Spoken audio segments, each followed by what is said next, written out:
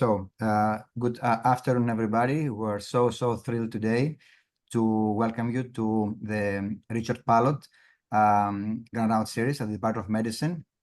We have the esteemed Dr. Deepak Bhatt with us. Before we introduce him, I would like to say a couple of words about the Pallot series. That fellowship fund, the Richard Pallot Fellowship Fund, was established in 1980 in honor of Richard Pallot. And the purpose of the fund initially was to support a medical resident fellow in cardiology. Later in 2018, the fund was renamed to Richard Pallot Endowed Grant Lectures, and its mission has been to expand to sponsoring an outside expert outside the who could provide unique insights and professional development for our fellows, our residents, our students, and of course, our faculty. The return on investment from this Grant series is huge, as we have the opportunity to interact with esteemed colleagues and researchers and investigators from outside the and this gives us unique opportunities to see things from a different perspectives, to establish networks, and even consider down the line job opportunities. We are extremely privileged today to have Dr. Bhatt with us. I'm personally very honored. He has been my mentor during my years at the Brigham and Women's.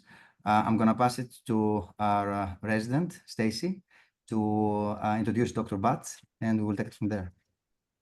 Okay, good afternoon, everybody. It is truly an honor to be able to introduce Dr. Deepak Bhatt, who is the director of the Mount Sinai Fuster Heart Hospital, and the Dr. Valentin Fuster Professor of Cardiovascular Medicine with tenure at the Icahn School of Medicine at Mount Sinai in New York City.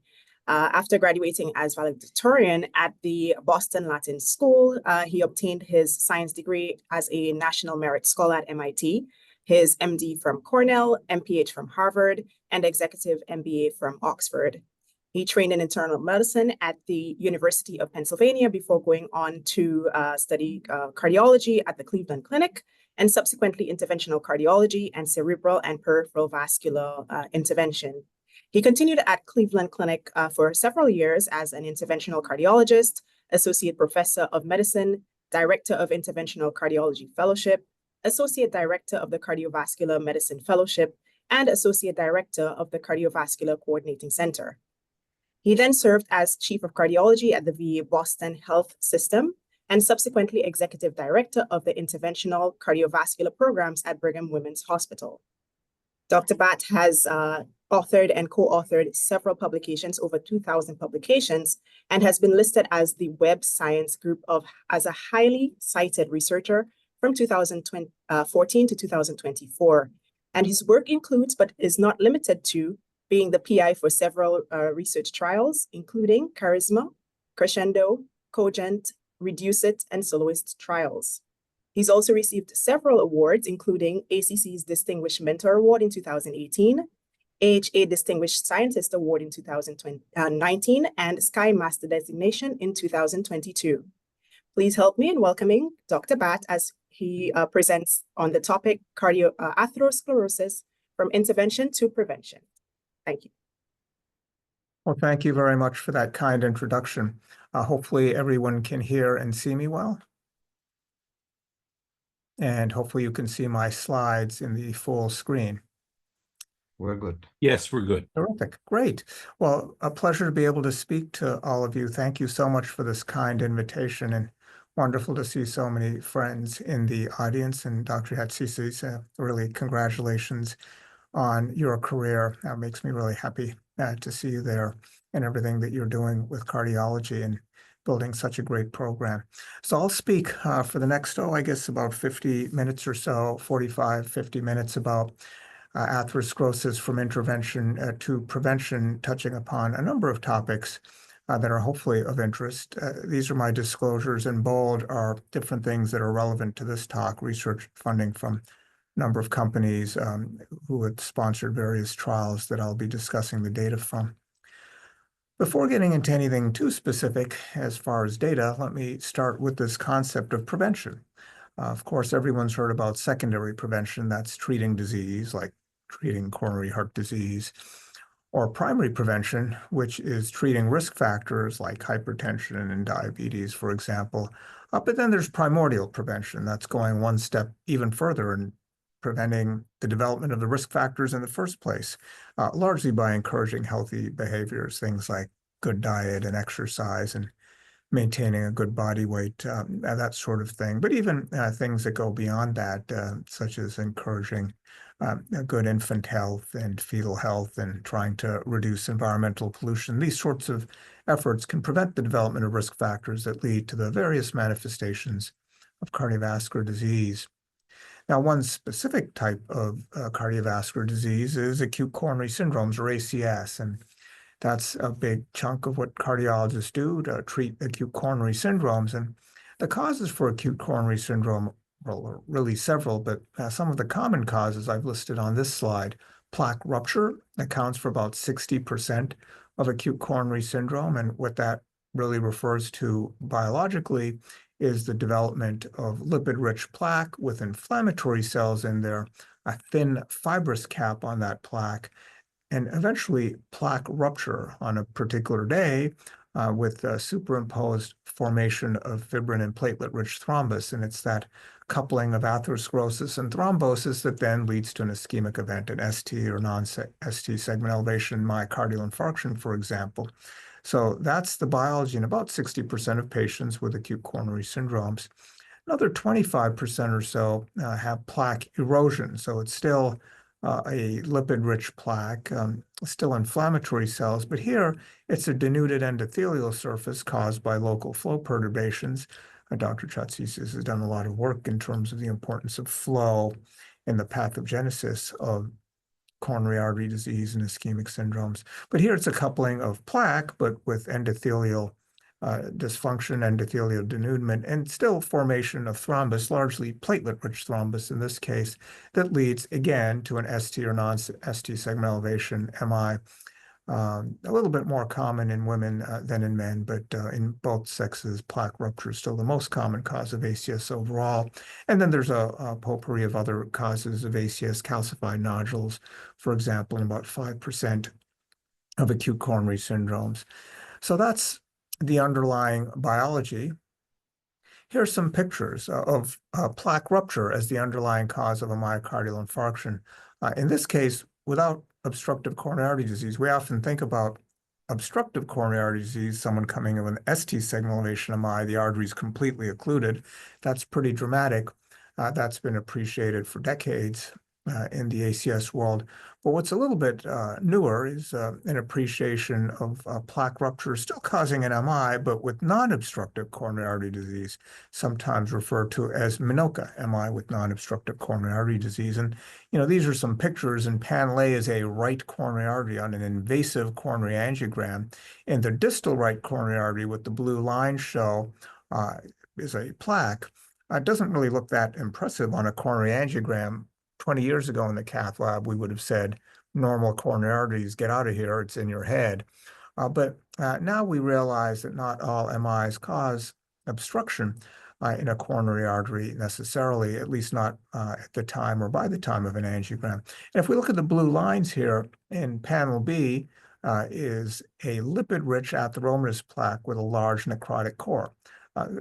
This is an optical coherence tomogram, basically using light waves to look at the inside of a coronary artery, intravascular imaging. And the white arrow points to a large necrotic core. And in panel C, we see that there is a ruptured plaque with an empty cavity. So this is in vivo evidence of a plaque rupture. So this has actually caused a myocardial infarction. So this patient that came in with ischemic chest discomfort, it's the real thing. The patient really did have a myocardial infarction. Nothing we would stent here, at least not based on current data, but certainly someone where we wouldn't do what I would have done 20 years ago, which is to say, get out of here, it's nothing, but rather treat this patient intensively with medical therapy as well as lifestyle recommendations. So that's plaque rupture. This is plaque erosion. In another patient that's had an MI with non-obstructive coronary artery disease, or MINOCA, and you can see once more in panel A, a coronary angiogram of a right coronary artery, different patient coming in with ischemic chest discomfort. And what appears to be, at least to my eye, when I look at the lesion in panel B at the angiogram, probably a calcified lesion. But what we see in panel B with optical coherence tomography, again, looking at the inside of the blood vessel, is in fact an atheromatous plaque without apparent rupture, shown by the yellow arrow, and then a superimposed red thrombus, shown by the other yellow arrow. So this is plaque erosion and thrombus on top of it. So that's what, at least on the angiogram, I would have said is just a bunch of calcium, but it turns out it isn't. In panel C on the angiogram, I would have just said, oh, it's really nothing, just a little bit of mild disease. But in fact, what we see on optical coherence tomography is a relatively large calcified nodule. So that just goes to show that what we see on an angiogram, and I'm showing just one view of an angiogram here in the cath lab, of course, we get multiple orthogonal views and try to reconstruct in 3 dimensions what we're seeing in 2. But just really what is meant to be illustrated here is the value of intravascular imaging. And I'm not saying to do it in every case, but certainly in these cases, it did show the underlying etiology of what were real acute coronary syndromes, true related to the patient's chest discomfort that they came in with. This is another example of using imaging, now non-invasive imaging, in myocardial infarction with non-obstructive coronary artery disease, MINOCA. And in panels A, B, C, and D, what we see non-invasively is an infarction in the septum, a rather small area of infarction. And in panel E, what we see in a non-invasive angiogram is in the red circle, a bit of what most people would say is some mild plaque in the LAD. Actually, on the invasive coronary angiogram, which I haven't shown here, was really deemed as normal coronary arteries. But in fact, there is some plaque here we see in the vessel wall with the red circle. But what the yellow arrow is pointing to is a septal perforator off the LAD that is occluded, not appreciated even on re-review of the invasive coronary angiogram. So this patient did in fact have a septal infarction, an occluded septal artery, and an infarct as well. And this is something, again, this acute coronary syndrome is a real thing. The patient really did have an MI, even though it would have been missed on an invasive angiogram. And once more, 10, 20 years ago, we would have just said there's nothing here. This isn't cardiac as far as this chest pain. But with all this imaging, we see that it indeed is. Again, I'm not saying to do this in every patient every day. There'd be cost implications to that approach. But, in these particular cases, it did really lead to intensification of the medical therapy in these patients. Now, those are acute coronary syndromes, acute presentations, chest discomfort, but as the European Society of Guidelines have nicely illustrated, acute coronary syndromes become chronic coronary syndromes, as they've labeled it, CCS. And this transition is important to keep in mind. Of course, ACS can be a fatal event to those patients who won't progress to CCS, obviously. But when it's a non-fatal event, this progression occurs. And this really emphasizes the importance of lifestyle modification, intensive medical therapy, polypharmacy, addressing multiple cardiovascular risk factors, in appropriate patients, revascularization, either with a percutaneous or surgical approach. And in combination, all these different modalities can change the red curve to a green curve. That is, significantly lower the rate of future ischemic events. Now, among the risk factors for acute coronary syndromes or various manifestations of coronary artery disease, cholesterol is at the top of that list. And of course, everyone's heard about pack years of tobacco exposure. If you smoke a pack a day for 10 years, it's 10 pack years. But what is shown here is a concept of cholesterol years. That is the cumulative cholesterol exposure to a patient, the area under the curve, so to speak. So if a patient has a really high cholesterol right from birth, such as someone that has familial hypercholesterolemia due to various genetic mutations, that person's at very high lifetime risk of cardiovascular disease. And there you want to treat very early with medical therapy, early, intensively, to try to keep complications from occurring. On the other hand, some people, like the line in green, have lifelong relatively low LDL cholesterol because of good genetics, perhaps a good lifestyle as well. But even there, if they live long enough, there is a chance that they'll develop atherosclerosis if they have a quote-unquote normal American LDL cholesterol level, which in fact is much higher than the LDL cholesterol levels that we were born with or meant to have, or that non-industrialized rural populations have. And in those populations, there tends to be relatively low levels of atherosclerotic complications. And then most of us are somewhere in between in terms of the cholesterol elevation and where therapy might be appropriate for initiation to prevent the development of cardiovascular complications. But that's more epidemiology and genetics. What about the clinical trials? Well, everyone is aware of the value of statins and their role in reducing cardiovascular risk. But now we've gone beyond that. And these are some data from the Odyssey outcome trial looking at an injectable monoclonal antibody, a PCSK9 inhibitor that lowers cholesterol by about 50% or so. And here in this trial of patients with a prior acute coronary syndrome, what we see is a rather significant reduction in ischemic events. About a 15% relative ends up being about a 2% absolute risk reduction over the course of an average of about 3 years or so. So on top of statin therapy, we can do better and lower cholesterol even more and have an incremental reduction in ischemic events.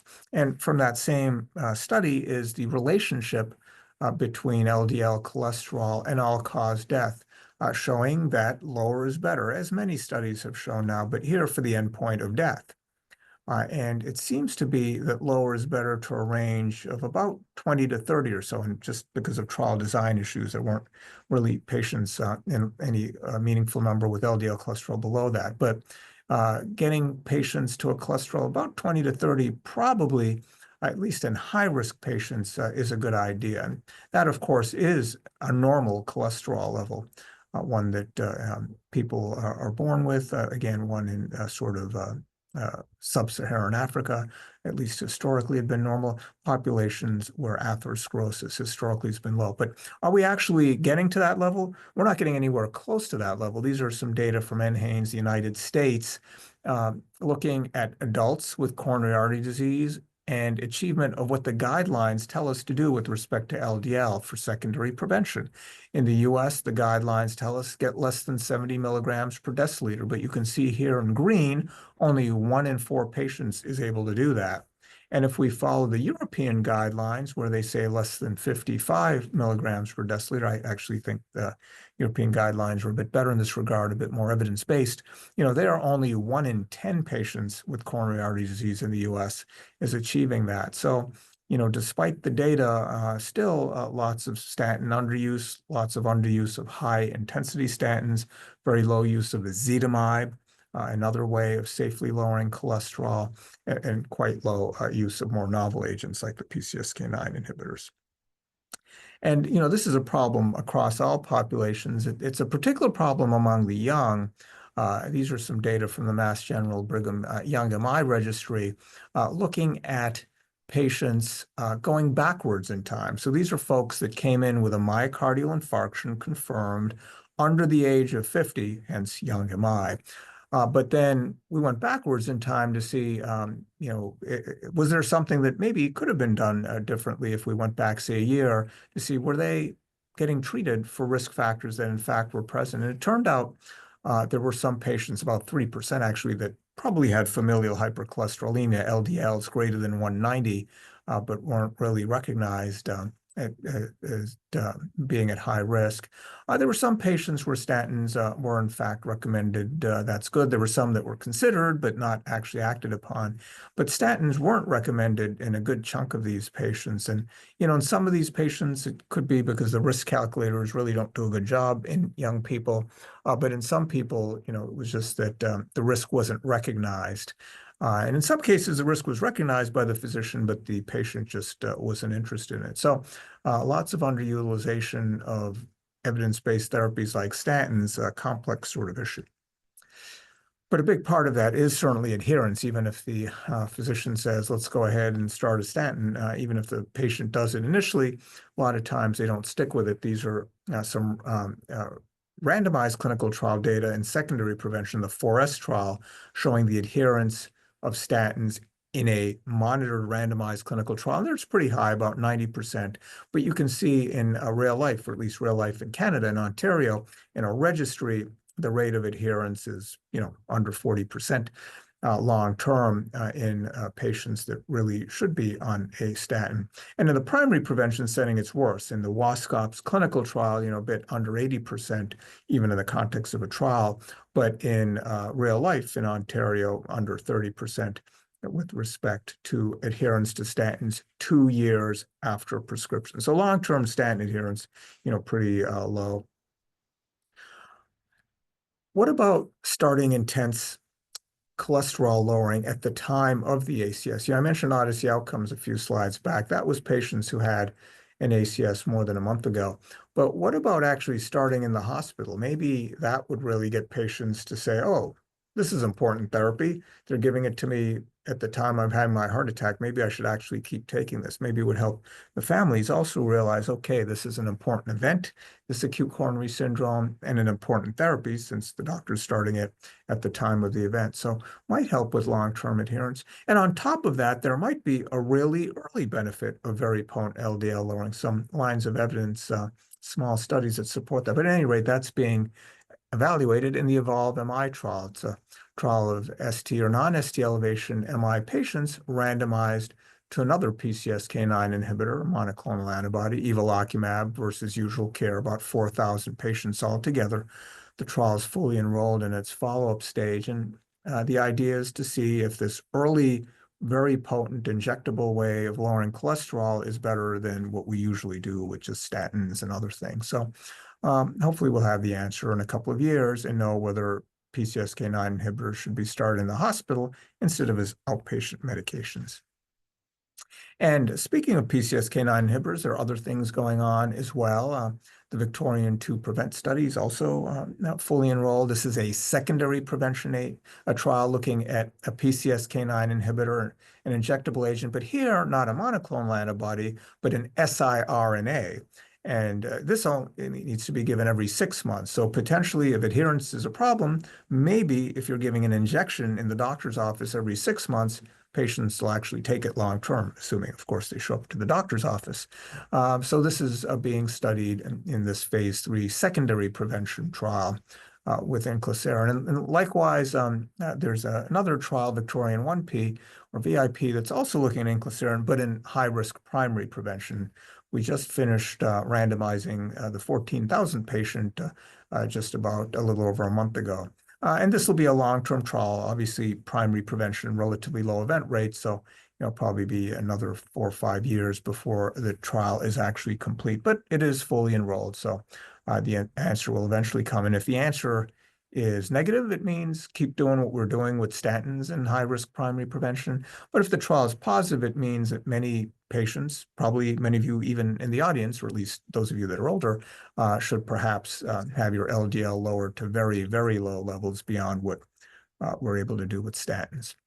And there's another trial that just launched, the PRECAD trial. It's a trial Dr. Fuster's leading that the Mount Sinai Health System is doing as a single health system, where we're looking at really young folks to see if intensive cholesterol and other risk factor modification prevents the progression of plaque on 3D vascular ultrasound. With really young folks, it's hard to do a trial powered for clinical events. You'd have to, study 10, 20,000 people for 10 plus years. That's a tough sort of trial to do and fund and implement. But the thought here is that plaque is probably a pretty good surrogate for outcomes and will provide evidence whether an aggressive approach to cholesterol reduction in young folks is actually warranted or not.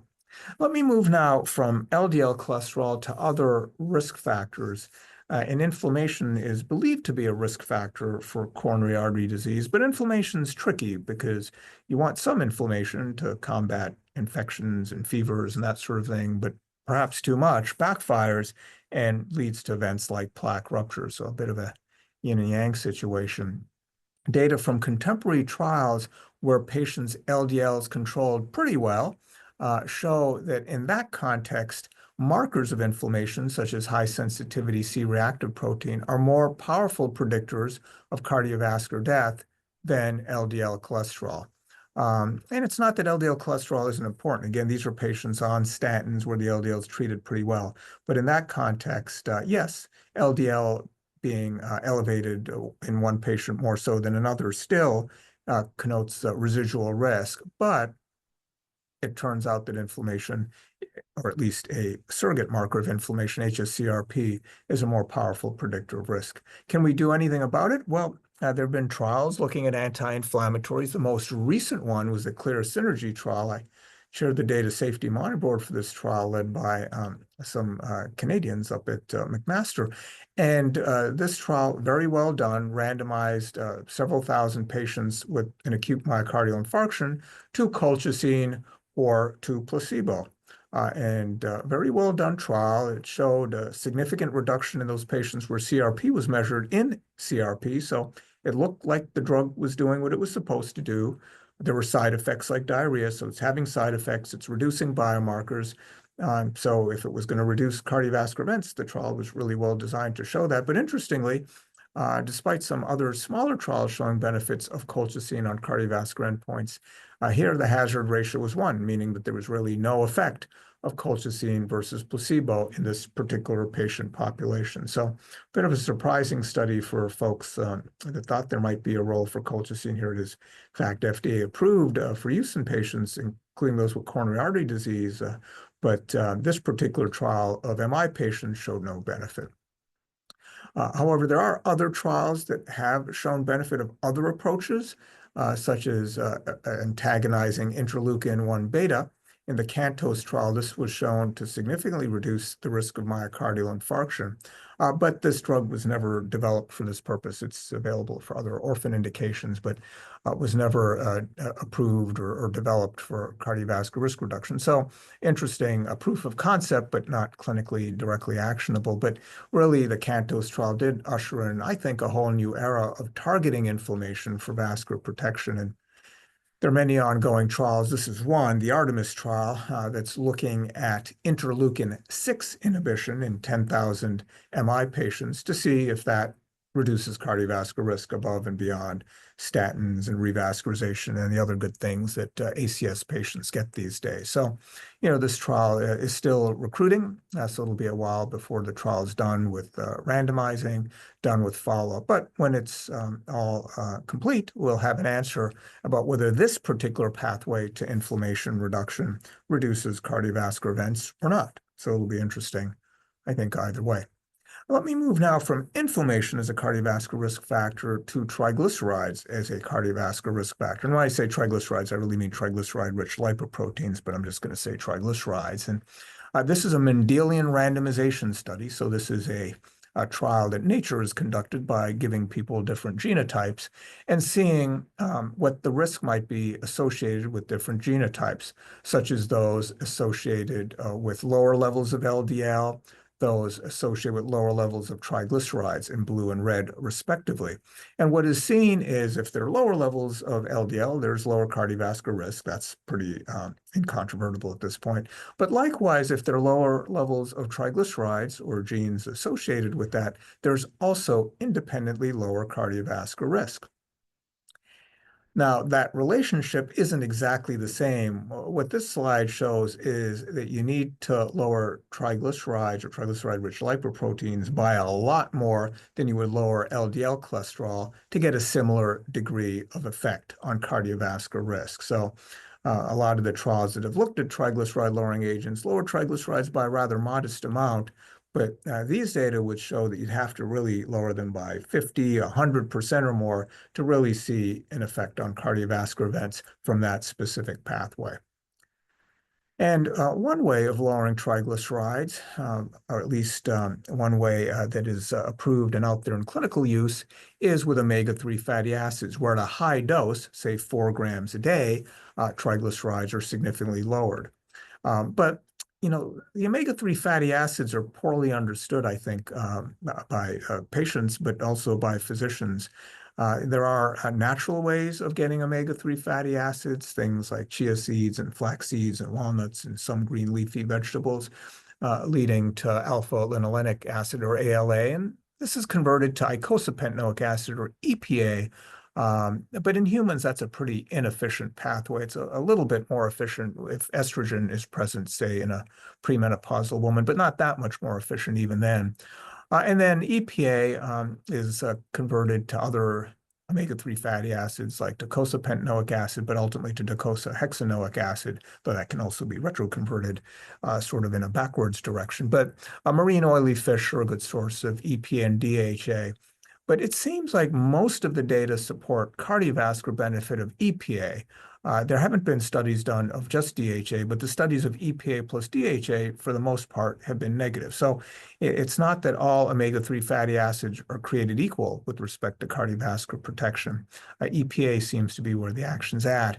And there, marine oily fish do raise levels, but not as much as one could raise pharmacologically, as was done in the REDUCE-IT trial, where the prescription strength EPA, known as icosapentaethyl, was compared against placebo in about 8,000 patients, mostly secondary prevention, but some primary prevention, and found to provide a pretty large cardiovascular risk reduction, whether one is talking about a broad composite of ischemic events, as on the left-hand side of the slide, or cardiovascular death, MI, stroke, so-called heart events on the right-hand side of the slide. In either case, relatively large relative and absolute risk reductions over an average of 5 years.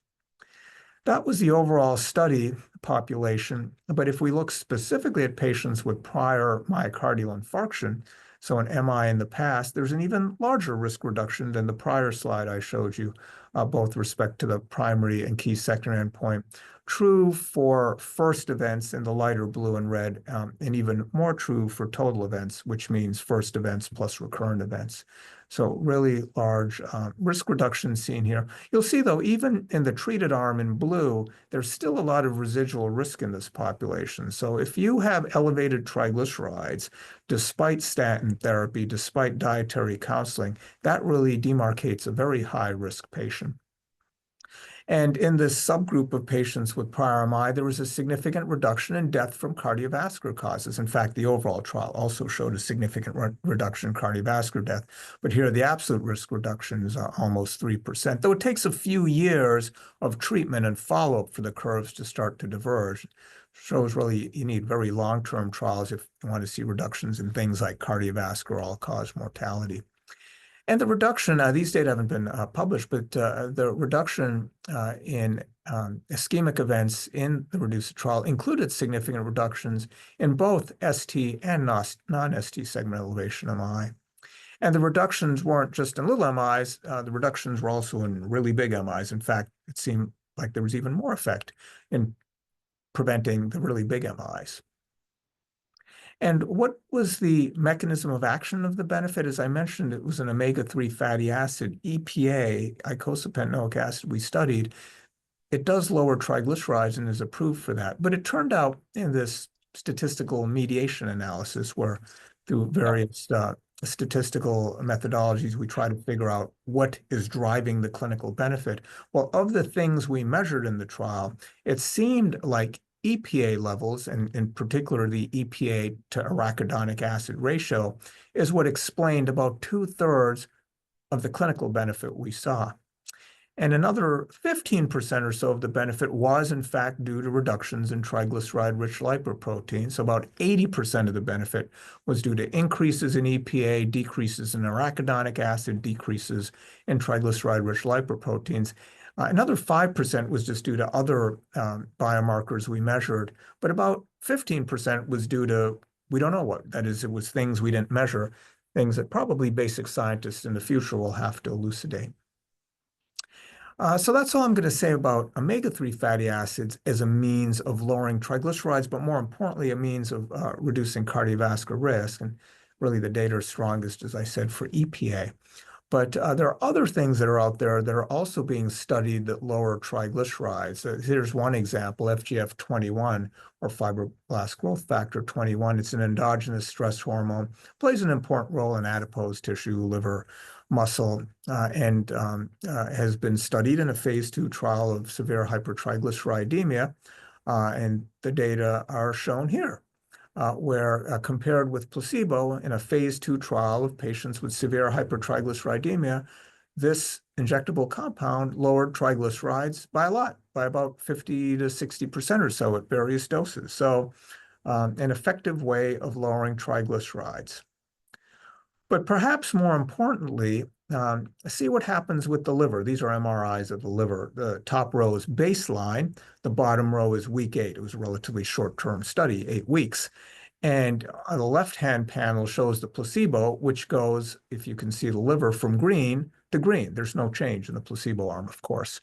But if you look at the liver fat in the other treated arms, those are the other panels, you can see that the amount of liver fat goes from about 30-ish% in green to about 12-ish% in blue. So pretty quick, substantial reduction in fat in the liver with this injectable compound. So something that previously might have been thought to be immutable turned out, in fact, to be modifiable. So that is a phase 2 trial of elevated triglycerides. That work was in Nature Medicine, but a parallel trial, phase 2, looked at patients with various levels of liver disease due to fat in the liver.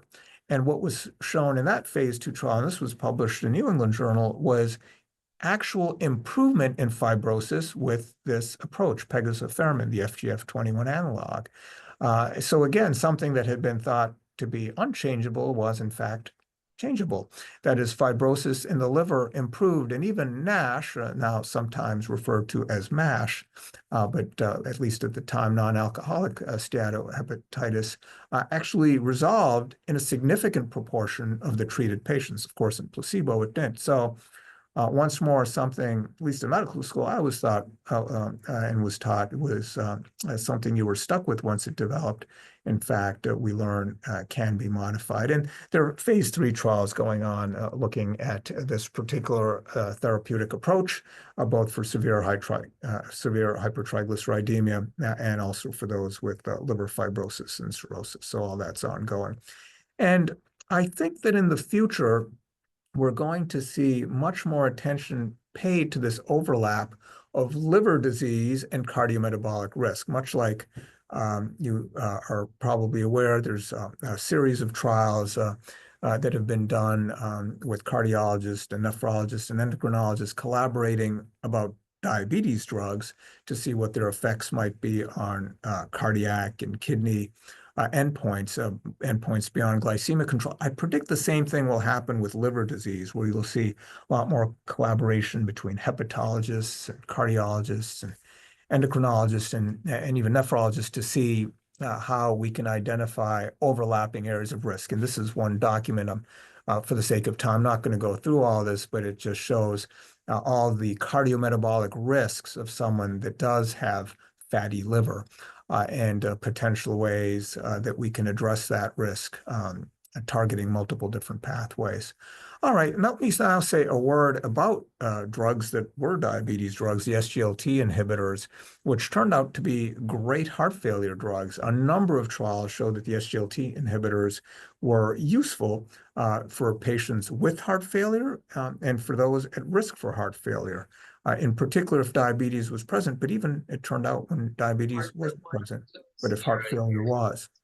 And these are some data from one particular SGLT inhibitor showing in patients with diabetes and kidney disease and cardiovascular risk factors, a reduction in heart failure endpoints. That's been shown, as I mentioned in the prior slide, really for the class of agents of SGLT inhibitors. But these data are mostly from SGLT2 inhibitors, but the particular drug studied here in this trial is an SGLT2 inhibitor, but it's also an SGLT1 inhibitor. and the drug sotagliflozin. So it inhibits SGLT2 like empagliflozin and dapagliflozin, for example, reduces heart failure risk. SGLT2, as you know, is expressed in the kidney. SGLT1 is also expressed in the kidney, but it's also expressed in the gut, the heart, and in the brain. So potentially has effects beyond what just a pure SGLT2 inhibitor would have. And the data from SCORE do support that, where in addition to the reduction in heart failure and kidney endpoints, as has been seen with all the other SGLT2 inhibitors, this mixed SGLT1/2 inhibitor also significantly reduced heart attacks and strokes. And the effect kicked in within about 3 years. So it really does appear that this therapeutic approach, SGLT1 on top of SGLT2 inhibition, does give you a bit more, but there'll be more coming from SCORE on that, hopefully in short order. And I think then this differential selectivity of SGLT inhibitors might account for why some have effects just on heart failure endpoints, but some sotagliflozin, namely, have effects on ischemic endpoints as well. And if we look at other trials of SGLT inhibitors, the SGLT2 inhibitors, dapagliflozin and empagliflozin, for example, these have been tested in ACS populations where if they were going to reduce MI risk, you would think that they would do so in ACS trials. But as it turned out, DAP-MI, there was no reduction in ischemic events. And MPACT-MI as well, there was a signal for a reduction in heart failure events, of course, as has been seen in the class, but no reduction in MI-related events, a hazard ratio of right around 1. So it does appear that this is another mechanism of potential benefit, SGLT1, that sotagliflozin provides. And beyond sotagliflozin, that's an FDA-approved agent. There are other compounds in very early development that also are hoping to antagonize SGLT1 and not just SGLT2. I can't speak about drugs that were developed for diabetes like the SGLT inhibitors without also talking a little bit about the GLP-1 receptor agonists. These drugs, of course, every week there's new data coming out about them, multiple effects that they have on different organs, but one of those organs is the heart, in particular ischemic heart. And I won't go through all the basic science, but there's a ton of it. And now I would say a wealth of clinical trial information. But I think the interesting thing is that the GLP-1 agonists, at least the ones that have been shown to have cardiovascular benefit, like semaglutide, exert their cardiovascular benefits across the full range of hemoglobin A1C, right down to even normal hemoglobin A1C. So even though these were developed as diabetes drugs, the cardiovascular benefits seem to be beyond just what might be attributed to better glycemic control. Could it be the weight loss? Could it be a number of different pleiotropic mechanisms?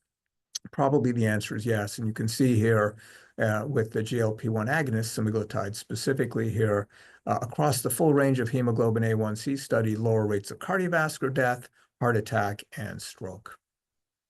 Now, what about combining SGLT2 inhibitors and GLP-1 agonists? There aren't any large factorial randomized clinical trials that do that. But if we look at the randomized trials of the SGLT2 inhibitors and then using that randomized database in an observational way, look at those patients who were or were not on GLP-1 receptor agonists, there seems to be a pretty consistent benefit, including in those who were on a GLP-1 receptor agonist. Certainly implying that the benefits of these two classes of agents are additive. Not absolute definitive proof without a factorial randomization, but pretty supportive that you get benefits out of both these classes of medicine. So obviously there are cost implications for using both, but at least the evidence to date in terms of cardiovascular risk reduction does support their incremental value.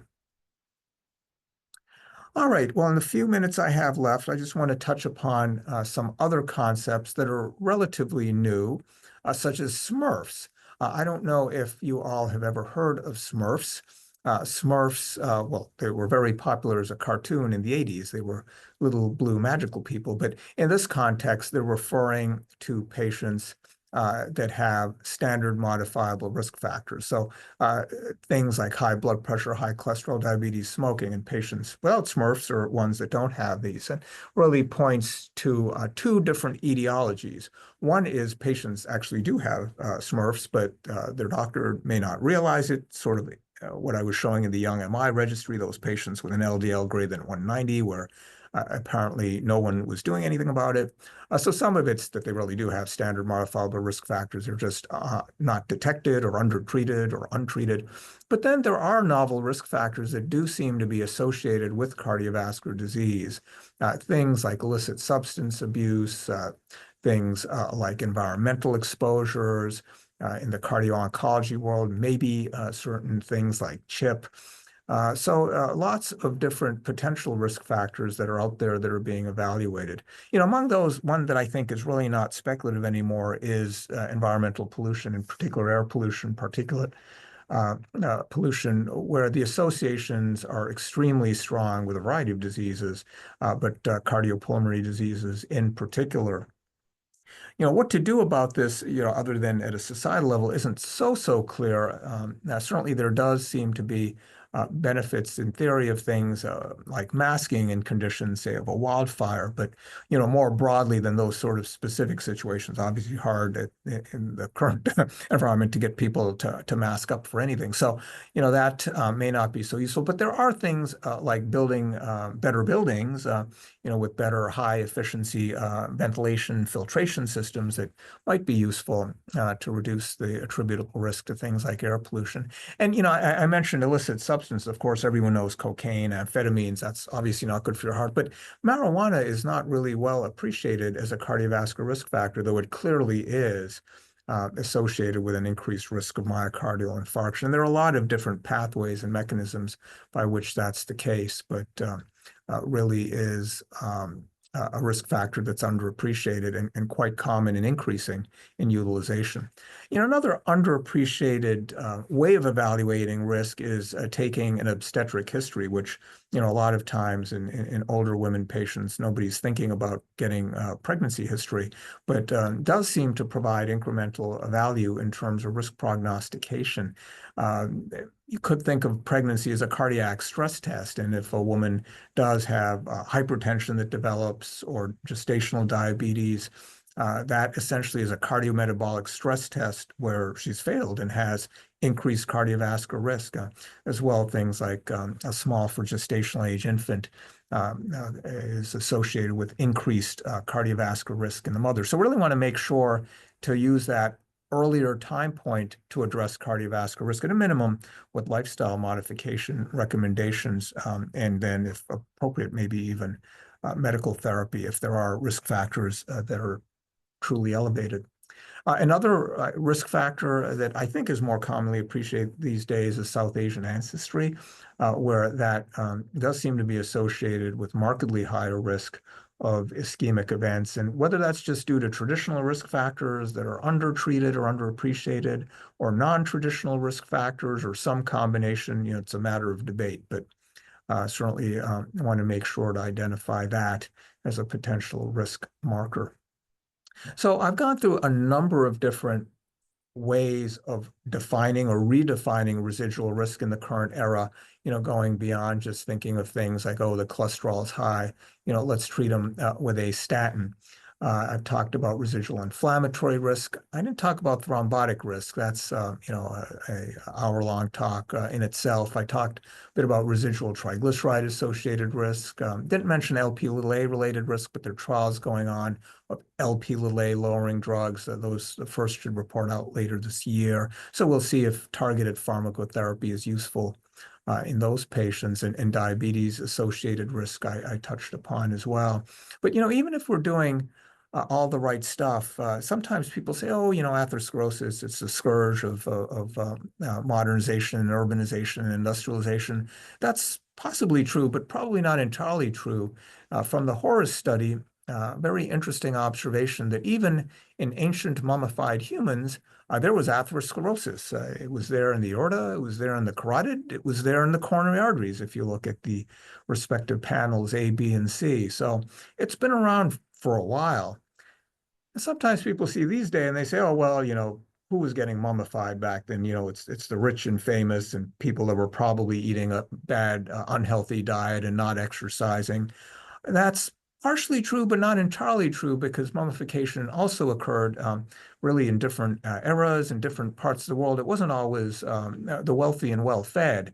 And pretty much across the board, there was a lot of atherosclerosis in the mummies that were studied.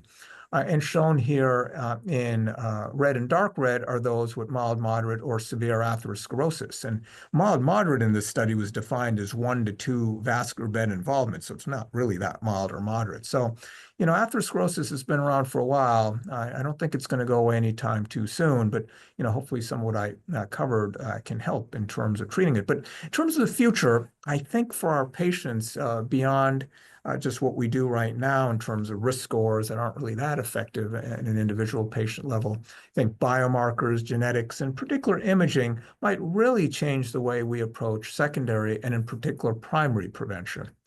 And these are some data from Stanford in the primary prevention setting, looking at incidental coronary artery calcium and then randomizing a primary care physician, either notifying or not notifying them.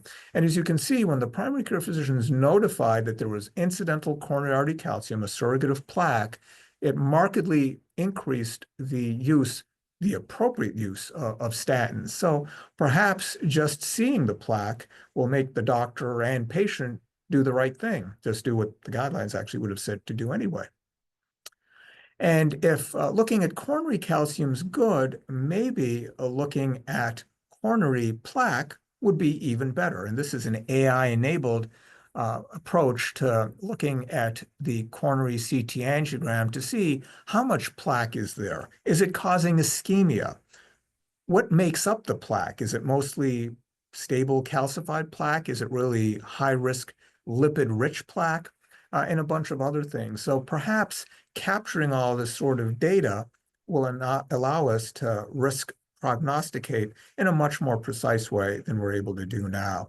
And, you know, those are some pictures. This is just a case of someone at baseline, and 2 years later, they got a coronary CT angio, and we can see that their total plaque volume has decreased by a little bit. Their non-calcified plaque volume has decreased by a lot. Their calcified plaque volumes actually increased. So, you know, it goes to show that not all plaque is necessarily the same sort of plaque, but perhaps this sort of longitudinal following of plaque could be useful to see if what we're doing with medical therapy is actually helping the patient or not. This is all conjectural. I'm not saying to do this in clinical practice. But there is certainly a relationship when one looks at atheroma volume from a non-invasive coronary CT angiogram and subsequent cardiovascular risk. So potentially, if we could stage patients based on the amount of plaque they have on a coronary CT angiogram, the way that a cancer doctor stages a tumor, we could then titrate the intensity of our therapy based on what we see. And is there any evidence that this might actually work? Well, these are some data from the EVAPORATE trial using CT angiography, small study, about 60 patients, CT angiography, and calculating a fractional flow reserve non-invasively, basically just seeing, you know, is there ischemia or not?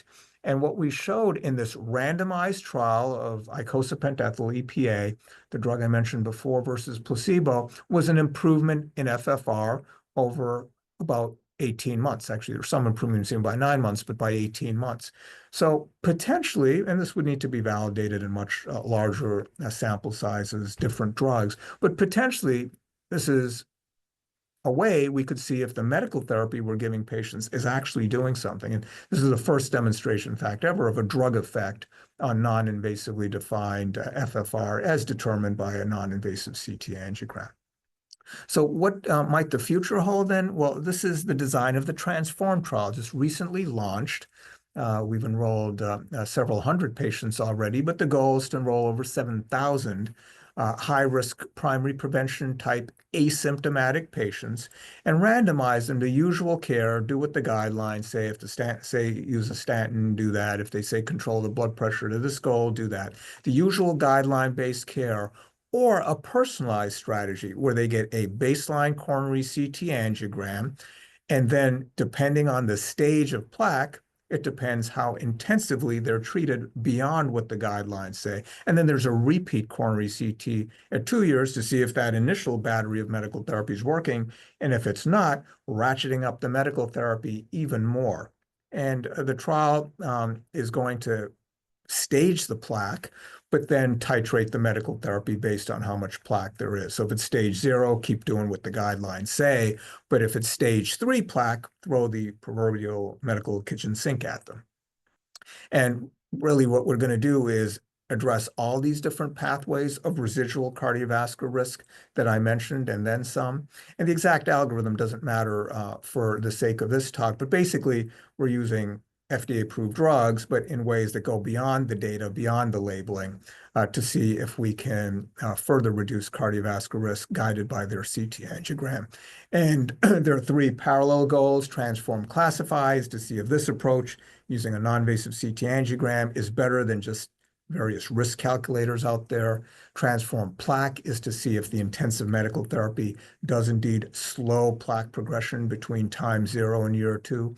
And transform outcomes is the aspirational part of the trial to see if we can actually reduce cardiovascular events with this imaging guided strategy. And the trial just started. It'll be years before it reports out. But the idea is to see whether we can elevate MI prevention to the level of cancer prevention. So should folks over 50 or over 45, that are getting a colonoscopy, for example, these days, should they also be getting a non-invasive coronary CT angiogram to see if they've got plaque and then figure out how to treat them exactly. So with that, let me wrap up and hopefully this journey through prevention, where we started talking a bit about primordial prevention and primary prevention, secondary prevention's been useful for you. There's a lot of patients out there with atherosclerosis, so really do need to figure out ways of getting to that patient before they reach the apex of this pyramid and have, say, a fatal acute coronary syndrome. And I think with good primary prevention and perhaps primordial prevention, we can do just that. Thanks so much for inviting me to speak. Really a pleasure to be able to interact with all of you. I look forward to any questions you might have. Thank you so much. Dr. Bhatt, that was absolutely beautiful and exciting presentation. And I'm really excited by the last part where you are promising us, at least in the near future, an ability to show our patients that if they take their statins and their medicines, there's actually going to be an improvement in their imaging, whether it's a calcium scores can't help us there, but the AI stuff that you showed is really exciting. The one question I have, and I know we're short of time, so people, please put your questions in the chat as well, and we'll forward them to Dr. Bhatt and get answers for you. But when, as a clinician, trying to sort of understand the applicability of these trials to Mr. or Mrs. who comes into our clinic, whether they have diabetes or not, or it seems to me that that's a confounding variable, especially in many of the lipid studies, that do we need to think about this differently in somebody who doesn't have diabetes but still need to be equally aggressive, and whether or not these trials answer those questions? Sure, it's a terrific point. So, folks with diabetes in the modern era as well, there's no question they're a higher cardiovascular risk. It's true in the secondary prevention universe. It's true in the primary prevention universe. May not be as true as it was years ago in the primary prevention universe. There was some, classic work from Steve Hafner that, said that diabetes equals MI. That work has been a bit controversial in the diabetes world, but regardless, it's probably the case that a person with diabetes that's really well treated isn't quite as high risk as they used to be in the primary prevention setting, but they're still higher risk than someone without diabetes. And at least some of the drugs that have been developed for diabetes have cardiovascular risk. The SGLT2 inhibitors I mentioned clearly are beneficial in those without diabetes that have either heart failure or many forms of chronic kidney disease. The GLP-1 receptor agonists and what's coming next, like the dual incretins, like tirzepatide, for example, and there are even triple agonists that are being studied, have pretty marked effects on glycemia, but also have pretty marked effects on weight. And even in those without diabetes, seem to have a pretty substantial benefit if there's baseline cardiovascular risk. So I think while we want to be really aggressive in terms of blood pressure and lipid goals, for example, weight goals in those with diabetes, even those without diabetes, I think there are benefits of some of these different drugs. Have to do the trials, of course, to prove it, but that's already been done with respect to the SGLT2 inhibitors and GLP-1 agonists.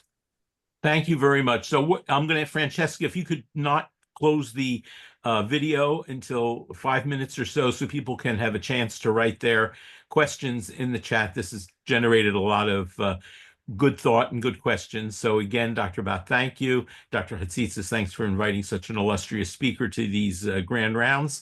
And I look forward to everybody having a great week. Please check the chat as well for your CME and MOC credits.